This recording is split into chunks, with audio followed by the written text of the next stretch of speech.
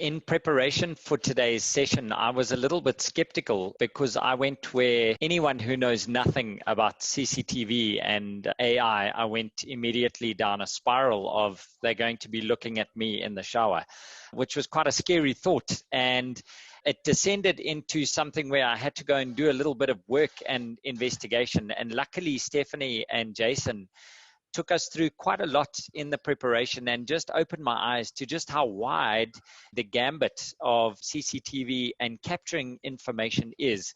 And it's no longer about a camera looking at a room, but it's about intelligence and automation for the organization and extending the footprint all the way through the value cycle.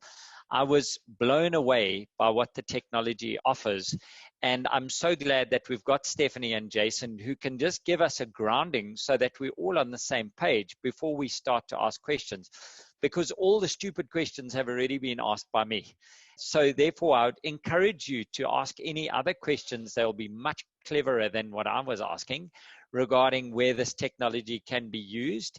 And we will have a very interactive discussion after we've had our presentations.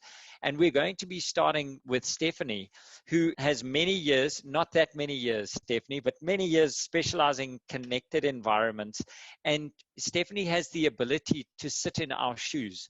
So she interprets what the technology is and then puts it into very good English that I can understand and makes it tangible as opposed to a slide deck that we're going to be looking at. And Jason, who is the regional sales manager for digital TV and CCTV for Dell, then takes it to the next level, which is actually the technological building blocks to make this a sustainable and an expandable enterprise solution for the organization. So Stephanie and Jason, thank you very much. We're going to be looking at the time, Stephanie. So we want to get to the Q&A as quickly as possible. We've got a number of attendees, and I'm sure they're chomping at the bit to put you to the grill. I'm very excited today to talk to you about the evolution that we've got and we're experiencing in surveillance and in artificial intelligence.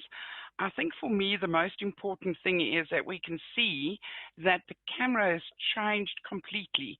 And we like to think about the camera as becoming the major multi-purpose sensor device that can feed a whole host of information into our business organizations. Traditionally, we dealt with information pertaining to security only. Now we're looking at information that deals with operations, manufacturing, health and safety, and so forth. So I'm going to move on to the four main trends that we're experiencing over the last 12 months. Please share your thoughts afterwards as well. But after the discussion that we had internally and with Jason as well, the four main things that jump out at us is firstly that we've seen that artificial intelligence have moved to the edge. And for those of you that's been in the industry for a while, you'll see that the artificial intelligence started off as a centralized solution. And then slowly but surely it's moving to the edge. We've now seen a number of camera manufacturers, OEMs, that have developed artificial intelligence specifically linked to a camera. And you can deploy that at the edge. The second thing that I want to talk about is, I think quite exciting, is the explosion we're anticipating in artificial intelligence. So there's an organization that was established, the Open Security and Safety Alliance, a couple of years ago, with a main drive or focus to establish standards for IoT. And what they're trying to do, what is the main drive today, is to develop an open source operating system. And what that would do, for those of you that share my maturity, would remember the BlackBerry phones. And when they came out, there were specific applications that was only associated with a specific model. And we went bragging about to say, we've got the latest model. And with that, we get 2 or 3 different applications we can use. We know what happened to the industry with the standard platforms that was developed. We had Android platform, we have Apple platform. And what happened is we suddenly had access to thousands and thousands of applications.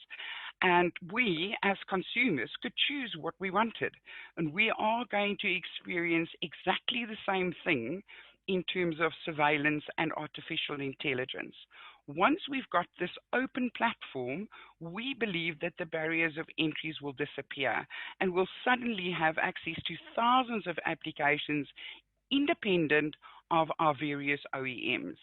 And I think also for business purposes, that would be really important because it means that the capital investment that we've made already to establish infrastructure means that we can chop and change the various applications that we're going to deploy on top of it, which makes it capable to customize for specific environments or specific areas within our business. Then I want to just touch on a little bit the move to the cloud. I think we've all experienced it. We've seen a number of VMS providers close relationships with our typical Azure and AWS. I know IBM Cloud is also looking at the surveillance and security or artificial intelligence. I think it's in its infancy. We've seen a number of commercial models that's currently being tested in the market. And I think there's still quite a lot of work that needs to happen before we have mature commercial models that we can deal with. And then lastly, we've seen the merging or the convergence of security and the IT industry. Just a couple of examples. You know, in the olden days, when you look at security, it was something that was a separate division and it sat in facilities.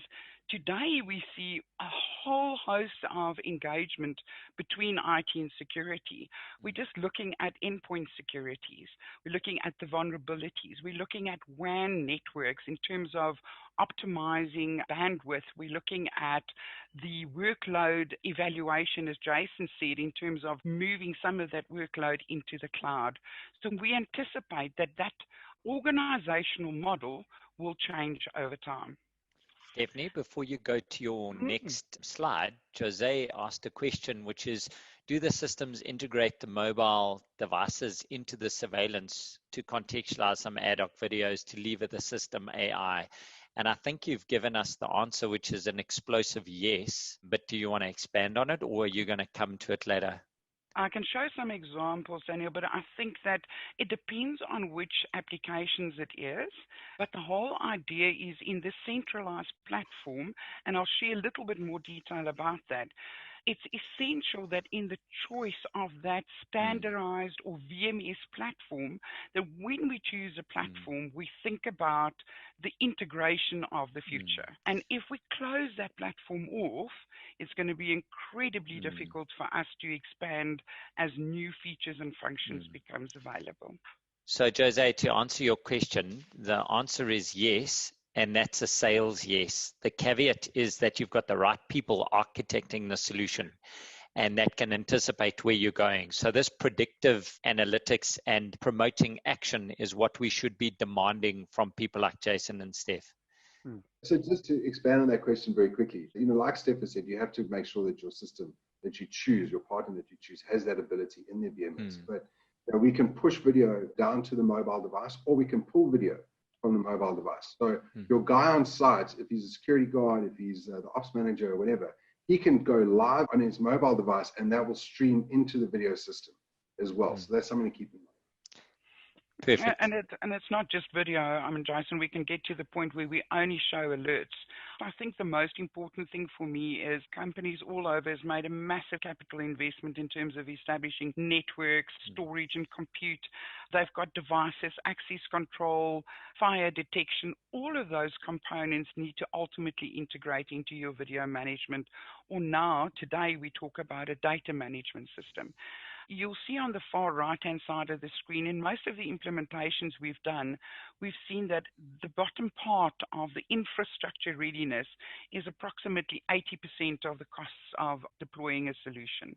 But we find that the application layer at the top represents about 20%, but it has the potential to generate about 80% of the value going forward. So without spending too much time on the actual portfolio itself, if you allow me, I want to just talk about four main areas. The first one I want to talk about is just the video and data management system. I think, as we said before, this is probably the most important decision that you'll make in the next 5 years, is to decide on a platform that will allow you the capability to integrate. And that integration is no longer just cameras. Those days are gone. We're now looking at the integration of IoT devices, and we're specifically looking at creating metadata. So why is that so important for us? That the metadata and the data that we generate or we collect or aggregate from all of these devices has the potential to be extracted into a BI tool or a business intelligence tool. So now suddenly we can use this information to do trending, to do analysis. We like to talk about or use the term actionable intelligence. And traditionally, this was just for security environment. What we're now saying, with this multi-purpose camera tool, we now can use the same device and generate information that's relevant for marketing and sales, is relevant for a production or an operational environment. So instead of talking about slides, let's give you a couple of videos where we actually show you as a real case study where we've deployed this, what are some of the benefits that can be derived. So if you allow me, the first one that I want to talk to you is artificial intelligence, specifically behavioral analytics. We've added the deep learning component because obviously we need still human intervention, but we need the system to learn from its previous experiences. So for those of you that have not had previous exposure to behavioral analytics, really what it does is we use the multi-purpose camera device. We deploy it in a specific area. It learns what is normal behavior and then generates alerts when we have abnormal behavior or behavior that's not common practice in that specific area. This allows us that our operators or our production personnel don't have to watch thousands of screens of rolling video. We can now only focus on event-based monitoring. So let me show you a couple of examples. So in this instance, the camera was deployed for about 10 days. It was able to identify certain objects. It classified those objects and it looked at normal behavior patterns.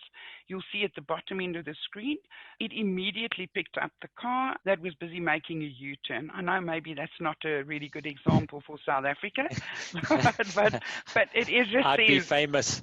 But this is really the capability that it would immediately pick up on what we then term unusual behavior.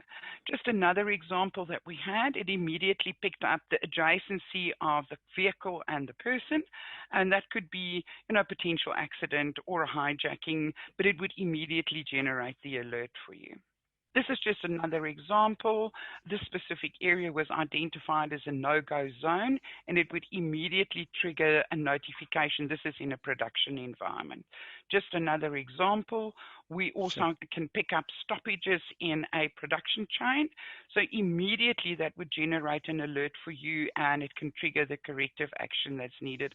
So this is not security related, but this could mean quite a lot in terms of making sure that we keep the production line running and we can address any stoppages as soon as possible. I hope the background noise is not too much, but I'm sharing with you a couple of examples that we've deployed just to show you what is seen as unusual behavior. So the little boy went up the wrong side of the escalator. Here it picked up a person throwing objects at the train. Obviously that's not usual behavior. Climbing a fence would immediately generate an alert because it's abnormal. You can also use this in terms of staff control. So here we've got a situation where we have tailgating and could even pick up things like that. I had a look at this video initially and I thought, what's happening here? What is the problem? And I couldn't pick up anything abnormal except the person doing his stretching exercises early in the morning. This is in a correctional facility, and what happened here is the person came in while he was stretching, he was switching off the metal detector, and immediately the abnormal behavior was picked up, not necessarily telling you that the metal detector was being switched off. Here, a gentleman running in a retail facility, an alert is being picked up. It was there for 6 seconds. If somebody was watching this video from a control center, might have missed it. It picked up the erratic behavior, and he was waving around a firearm. Here's another application possibly for health and safety. We know in the mining and production environment, health and safety is of really great importance. So here's just another example of the applicability. Then the next one is really what we're trying to do is we're taking the video footage that we receive from cameras, and we're going to take the raw footage and convert it into actionable intelligence. So how do we do this? So just a brief example. So this is just a camera picking up specific footage. You'll see there's a number of people moving in the screen. I'm going to highlight the lady that's on her bicycle. And the rich data that we're collecting for this lady is we know she's female. We know she's traveling on a bike. Primary colors is white, secondary colors black, and she's traveling at 10 miles per hour. So that just shows you the capability of generating metadata from video. Here, it gives you the capability to provide you with a synopsis of the video. So instead of watching video for 30 minutes, I can provide you with a video synopsis in 53 seconds. I can also ask you, please take out and just show me all the females dressed in blue traveling in a specific direction, or cyclists traveling in a different direction. It's from the same database of information that we can collect this. So what can we give you? We can give you, over and above the synopsis, we can give you the common paths traveled, the traffic analysis, common paths, dwelling times, and actually for retail, we can tell you how many times a specific product was touched. So I'm going to show you this video briefly. It is a case study, and I think it demonstrates the capability quite clearly. First and foremost, I know drug trafficking, a lot of it's done on foot. A lot of people, because a lot of drug-dependent people will walk up to a house or to a car and buy drugs. So first thing I do is I go over to my class, and I just want people. So I eliminate all the car noise. So now I just have the people that go through the scene in a 24-hour span of time. And I'm actually watching that in 9 minutes and 44 seconds. So I figure out now the next thing I want to do is where do these people go the most? So I use the pass. The pass. And right then and there, I have my drug deals in seconds because there's the frequency meter right there, and I can see the pass. So these two houses were in concert, and we did search warrants on these later. But I also want to know, just for my own edification, how many people just go to that little door, like right there, every day? How many people go into that intersection? And at this time, because I went a little higher, it's 400 because they cross underneath here too. So you can see every one of these people walking, and all these people are going, and the car gets in, are going right to that. Look at that. Does that look like a regular house deal, or does that look like a drug market? It's a drug market. How long did that take me to do? That took me a minute. What would you have done otherwise? Sat outside, the old school way. I used to go out at 4 in the morning with a sleeping bag, a granola bar, and a set of binoculars, sit on a rooftop and call in drug deals. We've also deployed the technology now with COVID, the terrible pandemic. To comply with regulations, we have artificial intelligence that can do pre-screening for us, fever screening, and also that complies with all of the requirements, and we've deployed this in Datacentrix in our group as well, specifically in our storage and warehouse environment where we have very high foot traffic and we don't want to create a bottleneck in terms of movement of people. That's me wrapped up. Thank you. What I'm going to talk about today, very briefly and at a high level, rather than getting too technical, is to showcase or give you an idea of that underlying infrastructure that's going to drive the solutions, that's going to drive the technology. If we look at my screen, I think it's quite a poignant picture, this, where you could be the IT manager, you could be the security manager, and looking out over your system, or if you're a city manager, if we're looking at it from that context, is how do I manage everything that's in front of me? How do I make sure that I have what I need for today and be able to use that tomorrow without doing forklift upgrades all the time and that sort of thing? So you're going to start to understand that we're in the middle of this absolute data explosion. We're seeing more and more devices being used. We're seeing more and more devices being deployed out there in the field. And much of that revolves around video data. You can't turn on CNN. You can't look at ABC News or E! News or anything like that without seeing some kind of mobile video that's been captured, whether it be by people in the street, whether it be by body cams on police officers and that sort of thing. So we're just seeing new use cases, new ways in using video. You know, a camera is no longer a camera anymore. It really is this edge device that begins to augment and support your system and be able to start using that information in different ways. So if we start to look at it from a retail perspective, so to speak, we've all seen on the news that certain retailers in the US are doing checkout free shopping. You no longer have a teller sitting in an aisle checking out all your goods and that sort of stuff. That's enabled through video, through analytics, but it's no point or no use having that kind of technology if you don't have the underpinning infrastructure to actually make it work. So this is where the challenge starts to come in, is we have lots of wonderful and fantastic ideas, and there's going to be a whole lot more coming out as well. So, if we're looking at it from a production environment on an oil rig or in a mine and that sort of thing, how do we do maintenance going forward? Can I use video surveillance to augment and change the way that I actually do it? I have an operator, he's busy working on a machine that breaks down, and it might take me 2 hours to get a technician underground. But if I use video surveillance or body cams and start to stream that back into a control room, we can overlay what that image should look like. If it's a pump, where should that dial be? If it's a piece of machinery, what should it look like in a good state? And that guy on the ground actually starts to become a technician in his own right, guided by somebody in the control room or out in the field or in another country. But that person will be able to overlay types of images of what that should look like, etc. So using video, using data, and starting to make our lives a lot easier. If we take a step back and now we have to look at the days of DVR-like solutions are over. We can no longer continue to do things the same way. Just like we've all transitioned from using a telephone in our own home, now we have a mobile device that has become all-encompassing. And for those of you who have kids, we've probably become to hate Apple iPads and cell phones and that sort of stuff, because that's all our kids do these days. But they're teaching us at the same time. And we need to be open to looking at new ways of doing things. And that's exactly what's happening with video surveillance. As I said, there's a lot of new devices that are coming out. We're using drones. We're using body-worn technology in conjunction with drones. So, if we take it into something that's quite topical, which is saving the rhino, that sort of thing, we're tracking rhinos on their paths throughout Kruger Park and private game reserves. But in the instance that something goes wrong, we're taking telemetry from the rhino or from a person even through wearable tech. And if something goes wrong, a drone can be dispatched and actually sent off to site. I'm working with some local municipalities where in the event of an accident, in the event of a fire that's captured on video surveillance, where now they're looking at the ability to dispatch a drone as the first responder to actually see what has happened on scene, who do I need to send out, and how many? Is there going to be 4 ambulances needed? Do I need some kind of protective services on the ground? And that sort of thing. So we're starting to, as I say, take a lot of information that's video-based, it can be audio-based, it can be sensor-based, and integrate that into our solutions. So there's some really cool AI, so artificial intelligence, some machine learning. We need databases to house that. We need something to actually be a central repository and have some kit that's going to be able to take that evidentiary footage or take that information, mine it, and come up with some usable BI for the business.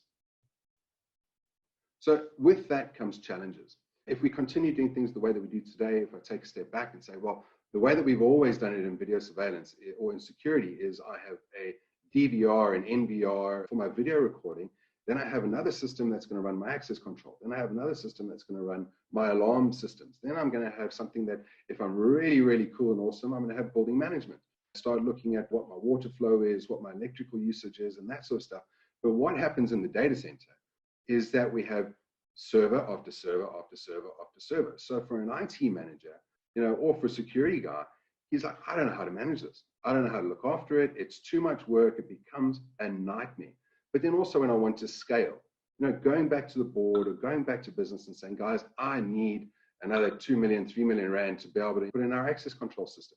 But you've just bought a whole bunch of kit. So, security is always seen as these guys who just got their hands up. We need money, and there's no perceived value in that. And we're starting to see, and this is where partners like Datacentrix come in, is how to give value to these systems and give value to the teams that are often seen as just a cost center. I've got an example from a client of ours. They've got over 1,000 cameras looking on large perimeters, looking in production environments and that sort of stuff. But one day a week, they have 2 admins who are spending time moving data and managing data. So it becomes quite a time-consuming system. So it's not just that perceived initial cost of buying the wrong equipment or buying the right equipment but using it in the wrong way. Let's put it that way. We need to start streamlining systems so that there is no compromise. on uptime and availability of the system. So as I've referenced a little bit, we look back at the way things to do. And when I started looking at this picture, and I look back to the way that we used to do video surveillance 10, 15, 20 years ago, nothing has really changed. You have a camera at the edge. Then we have some kind of ingest device, which in these days with IP cameras is a switch. And then it comes into a computer or a server today. 20 years ago, that was a video recorder, a VHS cassette player that just recorded video. And then it just started to eat its tail, and it would overwrite the footage. Or we would go and save that tape if it had something interesting on it, and we would keep it forever and hope that when we needed it again, the fidelity of that tape was actually still there. Now, we all remember in our cassette players and cars, we used to have a pencil and we used to, shake our tapes around because the tape would actually come out. And this was the same thing with that. So then we moved on to hard drives, and we started putting hard drives into DVRs. And then we moved from analog onto IP, and we started using servers. So the architecture hasn't changed much. So we're never going to be able to do anything different, anything better, and make our lives simpler and have a better return on our investment. So this leads to systems of the future. It starts to look pretty complex. And going back to the lady in the beginning of the slide, she's looking out at this. You're an IT manager or you're a security manager, and you're like, I'm being tasked with transforming the way that we use our surveillance, to transform the way that I use my systems to have better BI, business intelligence. I want to offer more to my organization. But this is what stands in front of me. So when we were in school, teachers always said to us in math class, and I wasn't very good at math, so this helped me a lot, was let's make it simple. Let's break it down. It's a very complex, very compound problem. But what it is at the end of the day is a system of systems. And that's just what we need to keep in mind is how many systems do I need? How can I get those systems to actually work together? And where is the data going to sit? Is it going to sit in the data center? Is it going to sit at the edge?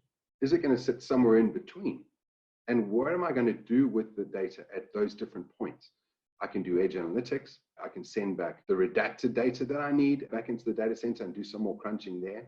But we need to start looking at it from that point of view. So let's break it down a little bit. So we're a big retail chain or a big mining operation. We have sites around the country or sites within a big city.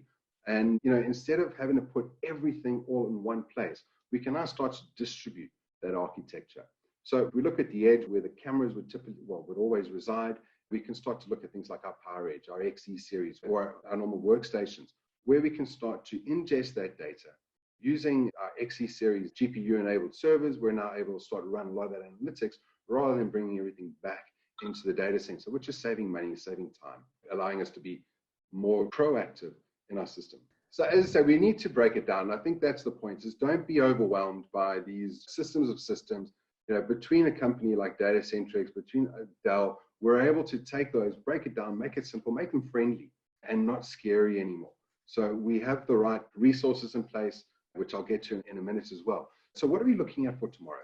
We need to have a smart system at the end of the day. We're no longer just going to be putting in our cameras. We need to start thinking about how are we going to integrate drones or how are we going to integrate environmentals.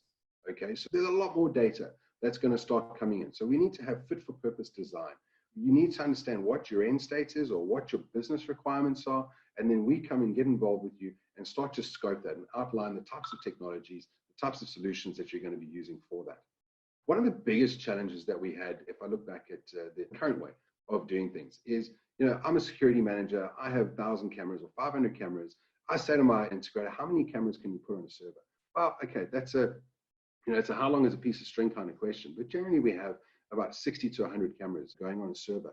And the challenge with that is that, you as a customer have gone and bought a $3,000 processor that goes into that machine, but you're only ever going to use 10 to 15% of that.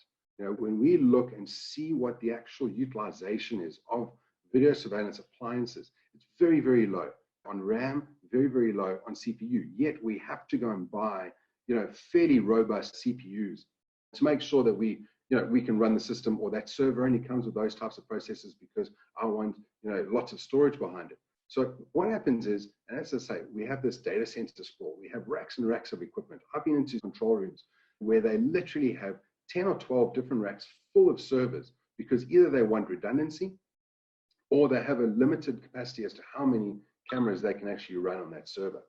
So we're looking at doing it a different way. We're saying, let's virtualize this. Let's go and put a validated appliance down, which we use with our VxRail appliances that we've developed jointly with VMware. And what we then do is we virtualize the entire environment. We virtualize the compute, we virtualize the storage, we virtualize the networking. And we're able to then start to get to about a 70-80% utilization on the actual CPU. So a case in point, a client of ours, they were in the middle of refreshing about 14 video surveillance NVRs. And we started looking at, do we just go with the traditional way of doing things with boxes of tin, or do we actually start to look at this new VxRail hyperconverged infrastructure? What actually happened in the end, to cut it short, is that we gave them 4 VxRail nodes out of the 14 servers that they actually needed, and they saved themselves about 15 to 20%. Plus, we gave them another 50% over, well, they had, let's say, 600 cameras, and then they were going to go to 1,000 cameras. 600 cameras was 14 servers that they were running. We gave them 1,000 camera capacity on 4 VxRail nodes at a cheaper cost. So buying new technology, it's not like an iPhone. When you're going to go and buy an iPhone, you might take out a second mortgage these days to buy an iPhone. But when we look at doing things smart, doing things the right way and engineered, we generally can save cost up front, but then also the operational costs behind that become a lot cheaper. So that's pretty much what the system will look like. We'll have our VMS spanned and our VMs spanned across that VxRail cluster, everything completely virtualized. And then you can choose to have onboard storage or, some kind of target after that, an Isilon or an ECS. But so we're not going to get into too much on the actual nitty-gritties of the technology here. But really what you should be looking at is, how do I do more with less, or repurpose some of the equipment that I have? One of the other things that we've done for them is the normal physical servers that they've got. We said, let's put some GPUs in there, and we start to use those as analytics engines. So running AI, machine learning, and that sort of stuff will start to leverage off of that type of kit that we repurpose at the end of the day. So some of the challenges that we've gone through, how do we address those challenges, but how do we guarantee to you that it's actually working? So Dell has got a couple of video surveillance labs throughout the globe. So we have our main lab based in Limerick, but then we also have demo centers, Dubai, Texas, and Ireland. So if you want whiskey, once COVID is locked down, we can go out down to Ireland. If you want some good ribs and chicken, we go out to Texas. So Dubai, if you want to visit the Burj, we go there. But really, we're working in our labs to make sure that what we're offering you is validated. We're working with the OEMs. We're working with the VMS vendors. We work with NVIDIA. We work with Intel on their Metropolis projects. And we're working with all the guys that we need to work with to make sure that you as a customer at the end of the day get a validated and a proven solution. And Datacentrix are able to take you as a customer into our lab and say, Mr. Customer, what is your requirement? What kind of AI do you want to run? Give us footage from your site. We're going to run that in a live environment, and we're going to run it through its paces, and we're going to make sure that you've got the best engineered solution that we possibly can give you. And Jason, just to cut you off there, I think that's part of our discussion point when we get to the open discussions, and folks who are attendees, that's an offer that Dell has made. And I think there were a couple of key points that I took out there. A camera is not a camera anymore. This is more of an edge system which is feeding information into the organization. We can shorten the time to resolution about business problems, and things have changed so rapidly in the last couple of years. We should be like the parents who are listening to their kids about how to use the apps and be open to listen to that. I know I had a stint in a company that does a lot of, they're very Rhino focused, and the wearable tech and Rhino and drones is all part of their DNA. And the complexity of managing that right now with what we know from where we have come in our experience is actually we might have closed doors if we don't allow people like Jason's team and Stephanie to come in and talk to us about, please don't vomit on the panel, but like the art of the possible is something we need to start talking about, because the technology has changed so much and we can't even think about the scenarios yet. Sometimes we may be like the folks still using cassettes, and actually, you're using Spotify, Apple iTunes is just changing the way we think about these things. So Jason's really given us the foundation layer in how you can enable this.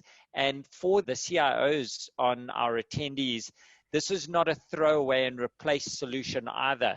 I think it's an augment and expand solution that we're talking about. And when we get the questions, if nobody asks that, I'm going to ask that again, because the worst thing for a South African is now, I've just invested in all of this USD kit and I got to chuck it all away. That isn't the message that I got yesterday. And I think we should expand on that, especially on our exchange rate. There's a question which came from the floor from Anonymous. That's quite an interesting name. How do you guard against bias in your technology? And I really think that's quite a topical one as well. I don't know if you want to take it on now, Stephanie or Jason, or if you want to think about it for a bit. But the bias could come in there in quite a few areas if operationally we're using it from a shopping perspective. Do you have anything on that? What we've done is and we work very closely in many of these organizations with people or consultants that deal with digital transformation. So what we do is it's a combined effort. It's the collection of all of the data that can be modeled and trended in different platforms.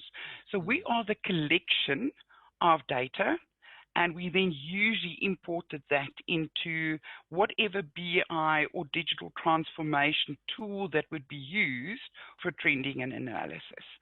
But Excellent. it is, we've seen that it's, when we start engaging with customers, I mean, I'm going to just use one quick example.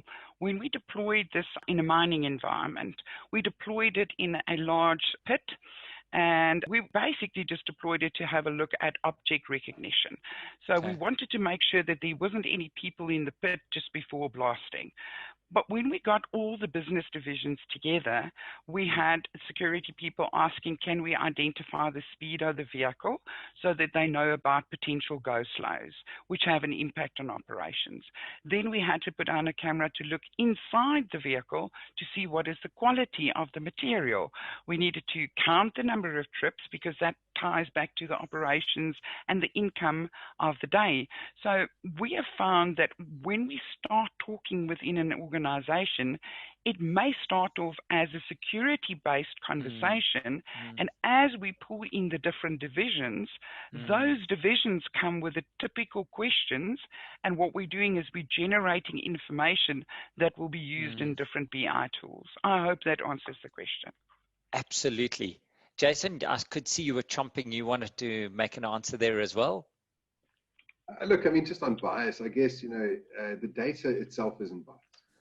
The data just collects. It's a repository. It's just ingesting information. It's what you do with it that will determine if there's bias or not. I think. The data is a baby that's just come out of the womb. It's going to be impressionable. You use it the way that you want. Yeah. Who pays for these solutions today, typically, Jason? Who signs the check? So what we're seeing is, like Steph mentioned earlier, is that before, security was very much disjointed or separated even from IT. And traditionally, they haven't gotten on very well. Security, I don't like to use, old examples. Was a cop. He was a cop, and he was, the man, and he looked after everything, and that was the way that it is. Then IT came in, and they're the cool kids on the block. They know everything. I think it is converging. Security, I understand, like, this is not my cup of tea. Let me look after the operation. Let me look after the things that I'm good at, and I'm going to task IT with giving me the infrastructure that I require. That's what we're seeing quite a lot.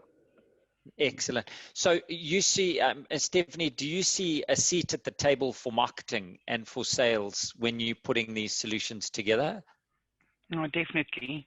I know if you just look at the retail space itself, the information that you can generate, we've had a couple of examples where big retail chains collect marketing information and make that part of the offering to their tenants as a value-added service in terms of what is the demographics of the people that visit their shops, what is the movement, what is the trends, seasonal information. So this is information we can collect from the same one camera or multi-purpose sensor that you deployed for security. So there's definitely a huge application for that. As Jason said, it's a consultative process, but I think it's very important that you look at running the actual solution for yourself in your organization with specific parameters that we can measure.